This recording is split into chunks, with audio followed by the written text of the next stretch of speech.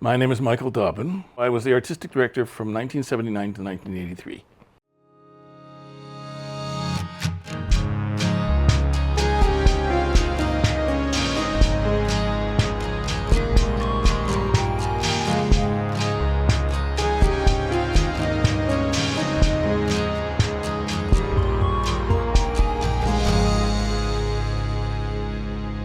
I went for 1 year because the company was in real trouble, and I said I would go and see if I could help.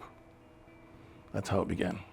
The work was so interesting, it was so challenging, it was almost impossible to do what we needed to do, and at the same time, amazingly gratifying.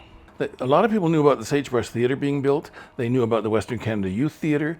They knew that the two were somehow engaged as a new enterprise, or the same enterprise with a new name. And they also knew that it had not been successful financially. So they thought I was nuts to go.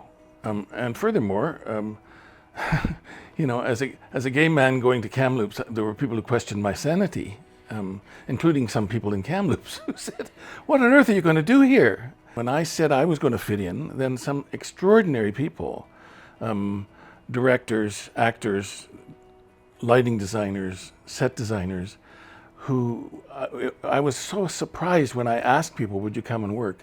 They always said yes. There was a sense of urgency about it too, because,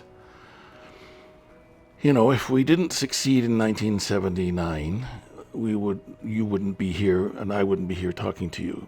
There was a lot at stake. So people were quite eager to be part of it. They came from all over the place. It was a safe place to do your best work, and that's what created the success of the Sagebrush Theatre and the theatre company in the Sagebrush Theatre. You can't build a building without having organized, capable artists at the center of it. Period.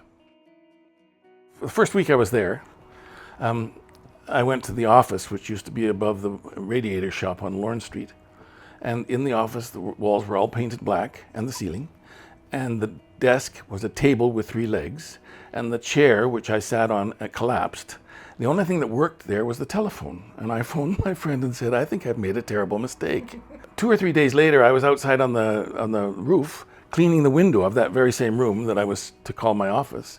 And a man on the ground below said, "Are you Michael Dobbin?" And I said, "Yes, I am." He said, "Yeah, I recognize you from the hair," because I had big hair.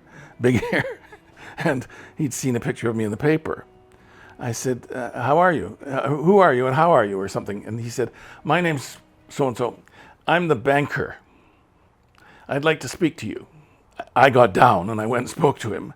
And he said, "Listen, you have a serious debt at the bank, and I don't believe you're ever going to be able to pay it. So I'm thinking that I might just foreclose." I just about died. I didn't think anybody would say such a thing to a client. But I said, you can shut us down, and you will have to take the blame for the loss of this major cultural institution in this city, for whom a theater was built and is sitting up on the hill, and the city is responsible for either through the school board or otherwise, and it will be dead. So you can kill us, or you can work with us and help to make it a success.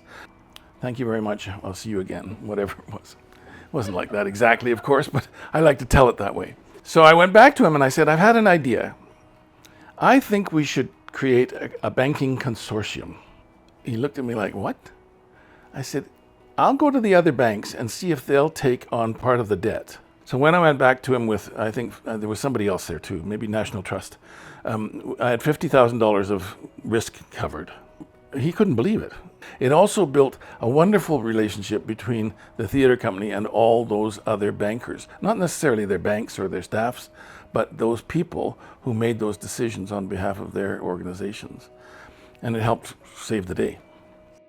I decided to make my first season there an entirely Canadian season, all Canadian plays. So I decided to do Peter Colley's I'll Be Back Before Midnight, because I wanted to have to test the tolerance in how would thrillers work here, would mystery theater work here, whatever. It was hugely successful. People loved coming back because they loved screaming in the dark. And in my last season in Kamloops, if I've got the numbers right, the population was about 70,000 people, and we sold 46,000 tickets. You know, it wasn't heroic. It was just doing the work, and let the work speak for itself. It's kind of a slogan I've tried to stick to ever since. I just realized that if you just do the work and don't talk about it, don't brag about it, don't cut yourself down, don't self-censor, just do the work and let it speak for itself. And it will tell you where the boundaries are or where the openings are and how far they want to go with you. And that audience in Kamloops, I believe, by my 5th season or whatever it was, would go anywhere with us because they were having a wonderful time. I'm Michael Dobbin, and my Western Canada Theatre is the best 5 years in my professional career.